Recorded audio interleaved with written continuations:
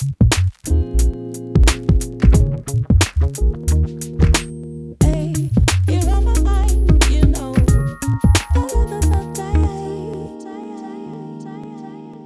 such easy access to credit, many South Africans are using short-term debt to make ends meet without understanding the true costs.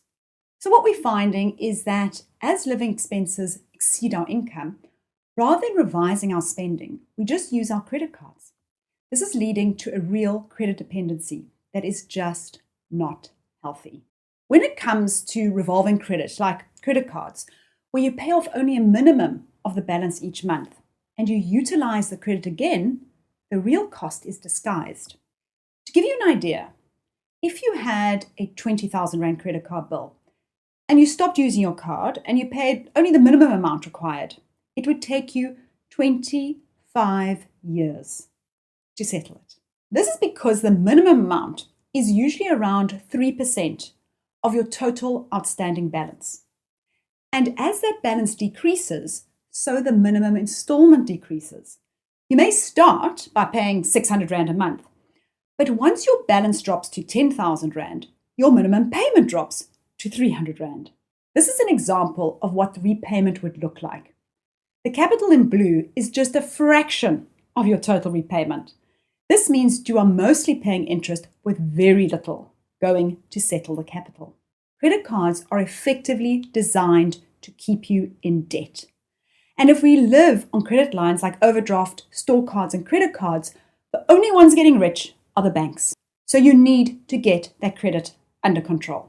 One option is to consolidate your debt into a single loan. Now, this can work if you have a reasonable credit record. By taking your credit card debt and turning it into a term loan, you may qualify for a better interest rate. But more importantly, you will have a set date when you know your debt is repaid. This only works, however, if you either close the credit card or reduce the limit to an amount that you know you can repay in full at the end of each month.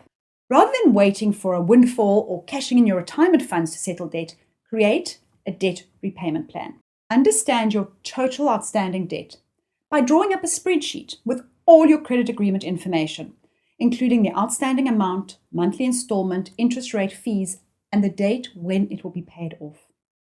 When you draw up the spreadsheet, use your actual credit statements. Check whether you're paying for credit insurance. Understand what it covers. If you're self-employed, it usually only covers your debts in the case of death or disability. If you're an employee, then it could also cover retrenchment. If you have car finance with a residual or balloon payment, include that balloon payment in the total amount outstanding and be aware when this obligation is due. Rather than trying to increase the repayment amount on each loan, target the smallest debt first. If you can settle one debt quickly, it will give you the motivation to keep going and it will free up more cash to target the next debt. So, for example, you've done your budget and you're applying some discipline, and this has freed up 1,000 Rand a month to help you repay your debt. So let's assume you have multiple credit facilities and you owe a total of 50,000 Rand. You may have a retail store account of 3,000 Rand that you're currently paying 300 Rand a month to. You could have a clothing account of 7,000 Rand and repaying 500 a month. You may have a personal loan owing 10,000 Rand and you're currently repaying 650 a month. And maybe you've got a credit card of 30,000 Rand and you're repaying 2,500 a month at the moment. In month 1, increase the retail store repayment by 1,000 Rand to reach 1,300. You will have paid this off within 3 months. So now in month 4, take the 1,300 you used for that retail store card and add to the clothing account to increase the repayments to 1,800. That is now paid off in 3 months. We're now in month 9. Take the 1,800 from the clothing account and increase your personal loan repayments to 2,450. That's now paid off within 3 months. We're now in month 12. You take that 2,450 from your personal loan repayments and you hit that credit card with 4,950 per month. Your credit card will be fully paid off in 6 months. That means you've just paid off 50,000 Rands worth of debt with just 1,000 Rand out of your budget within 18 months.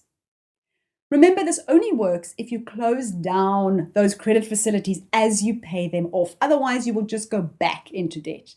You also need to follow a dual strategy of building up an emergency fund so that you have some savings for emergencies that stop you taking out credit again for unexpected events. If you took advantage of a debt payment holiday on your home loan, it may end up costing you more than you realize, as it extends the period of your loan.